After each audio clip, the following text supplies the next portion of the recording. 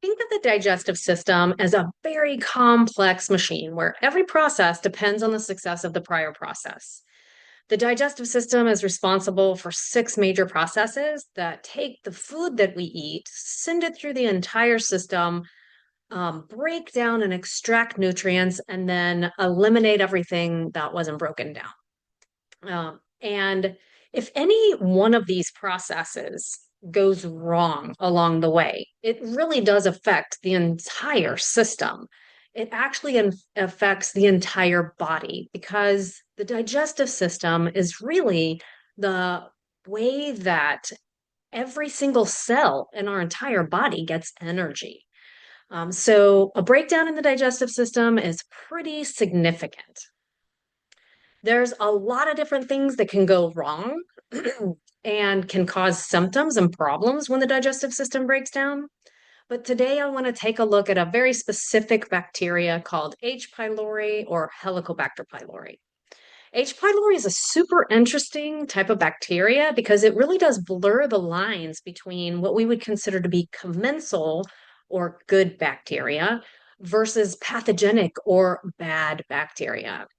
When H. pylori overgrows in the stomach, because that's its main and home environment is the stomach, it actually has an impact on every process that happens within the stomach, but also in the small intestines where most of our absorption happens, and also the large intestines. These breakdowns have the potential to negatively impact the entire body. So, symptoms that occur when somebody has an overgrowth of H. pylori can be anything from absolutely nothing, so what we consider to be asymptomatic, all the way to abdominal pain, bloating, gas, uh, burping, vomiting, nausea. The one symptom that really stands out to me when somebody comes into the clinic, if they say acid reflux is the thing that they're most concerned about, I immediately start to think about this bacteria, H. pylori.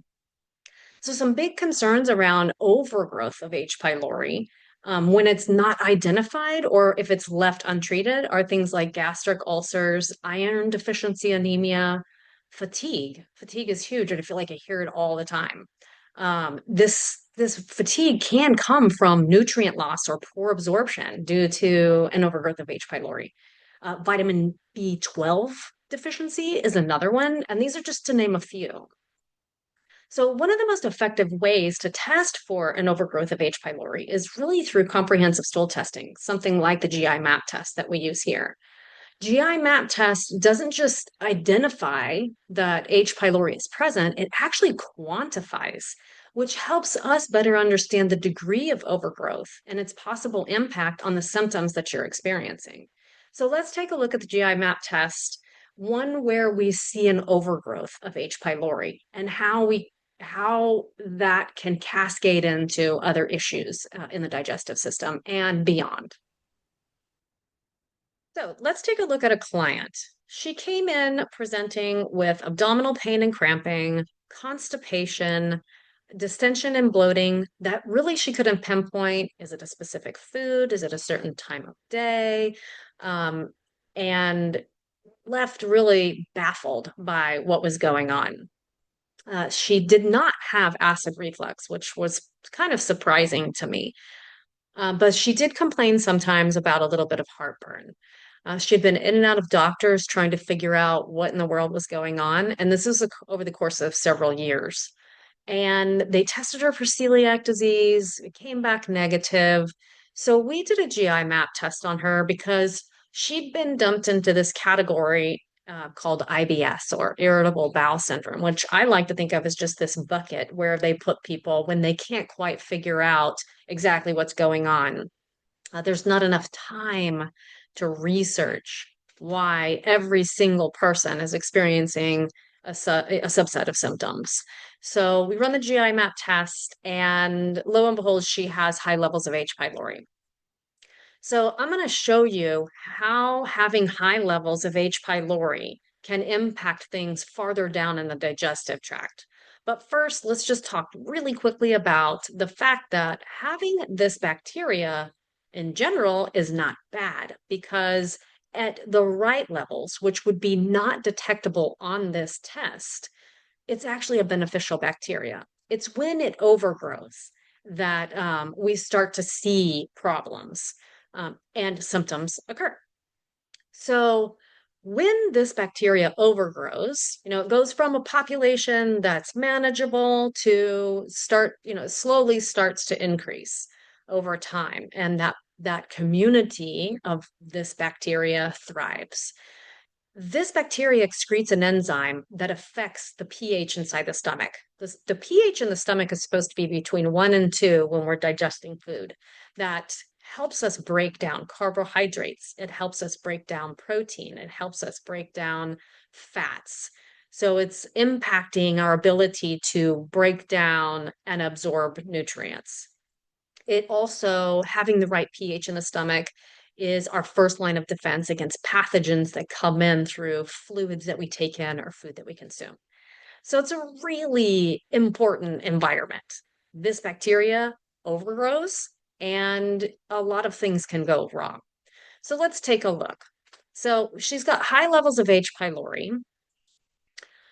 Commensal or keystone bacteria, these are the ones we want to think of as good, even though, even when we talk about more aggressive types of bacteria, they can still be good in the right levels. Everything in the body is about balance. So these particular bacteria, these are heroes, really. These bacteria are doing so many amazing things inside our body. I always say it would be really hard to live a good, healthy life if these bacteria are not in balance. So we see here that she has 3 lower levels, lab low, of bacteria, Enterococcus. We've got Enterobacter, and they're not detecting any Akkermansia. We'll go into what these bacteria do in a different video. But we also see another bacteria in this kind of yellowish red area here.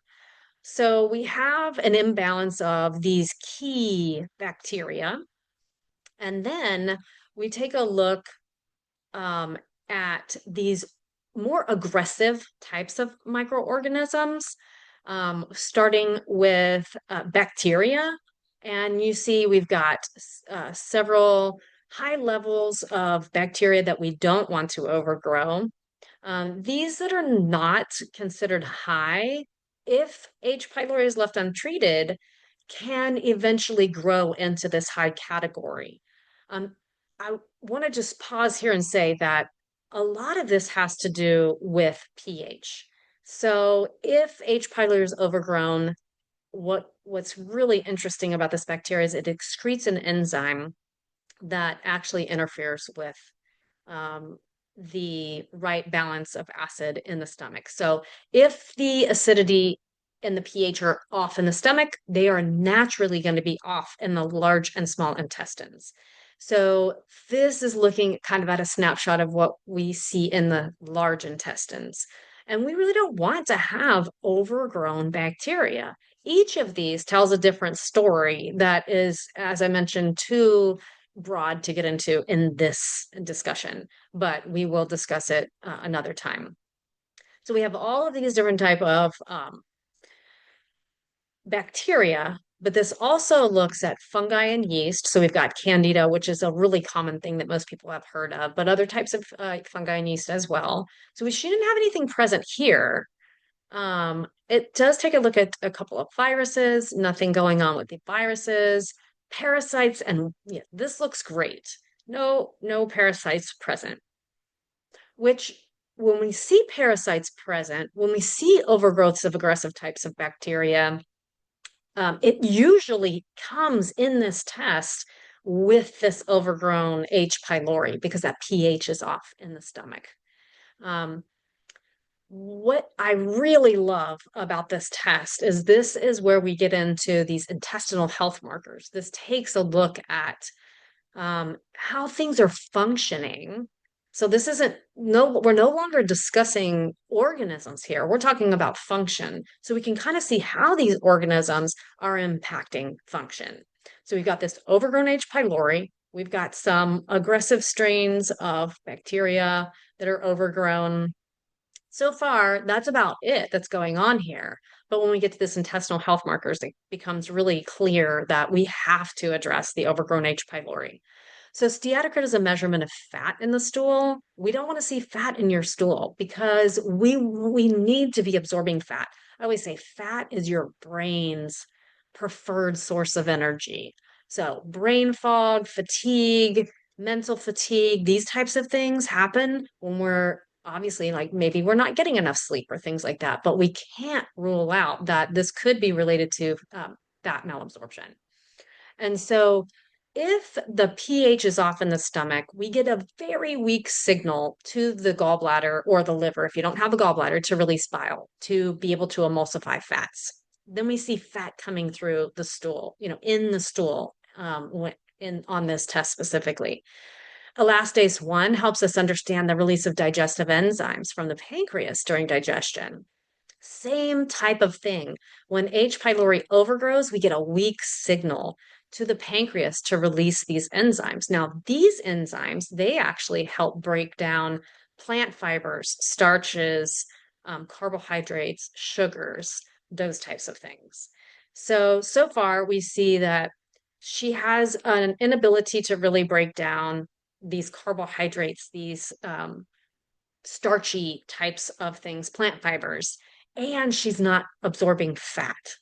And so, about weak signals, like all of this could be as a result of the fact that she has this overgrown bacterium, H. pylori. Um, Beta-glucuronidase helps us understand one of our detoxification pathways, not impacted here. There's no blood in her stool, so this is excellent.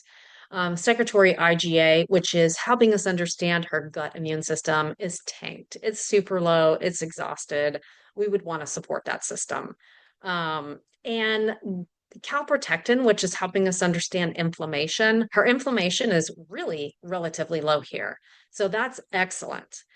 But what we can see that H. pylori is having an impact that isn't just in the stomach environment. It's actually impacting her ability to break down and absorb nutrients.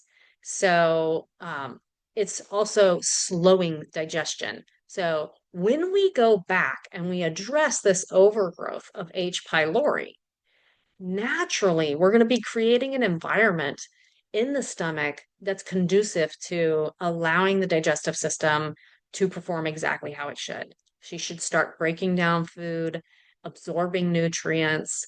She should be able, her digestive tract should be actually mechanically and chemically working so much better so that we should see a reduction or an elimination of that constipation altogether. Bloating is no longer going to be an issue.